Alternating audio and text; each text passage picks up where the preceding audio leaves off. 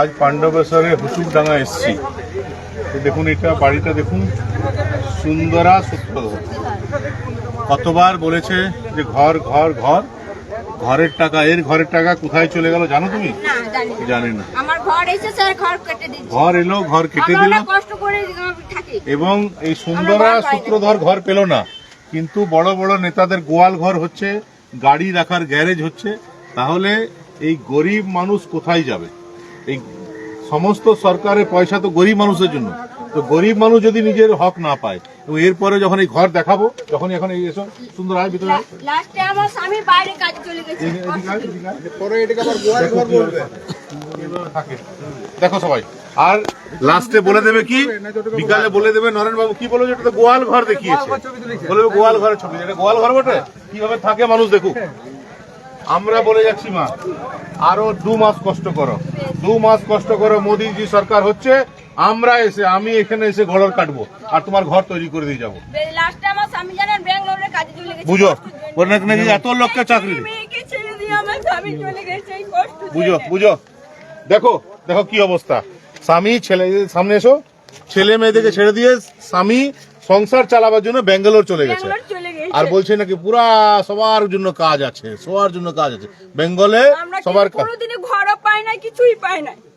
আমরা ভোট দিয়ে যাই, মিটিং এ মিছিলে যাই, কিন্তু আমরা কিছুই পাই না। খালি মিটিং এ মিছিলে নিয়ে যাবে নরেন চক্রবর্তী, খালি মিটিং এ মিছিলে নিয়ে যাবে, কোনো কাজ। কিন্তু আমরা কথা দিয়ে যাচ্ছি, কোনো মিটিং এ যেতে হবে না, কোনো মিছিলে যেতে হবে না আমাদের।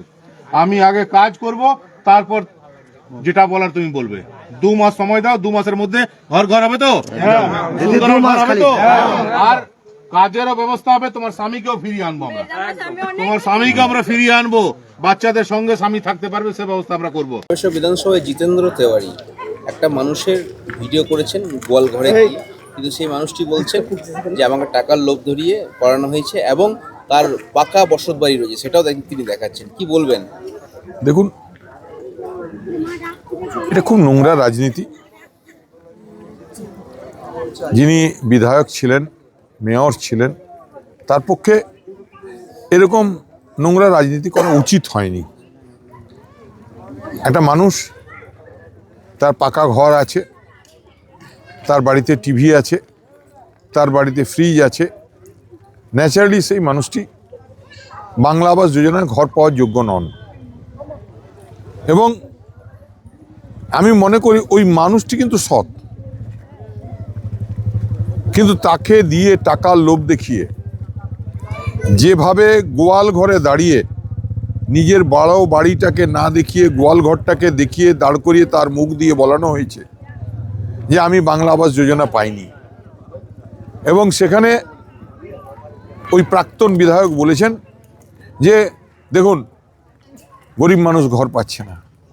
এই যে অন্যায়, এই যে মানুষকে যেভাবে প্রতারিত করা, সমাজকে একটা ভুল বার্তা দেওয়া, সরকারের বদনাম করার চেষ্টা, এটা তো আইন অনুযায়ী অপরাধযোগ্য।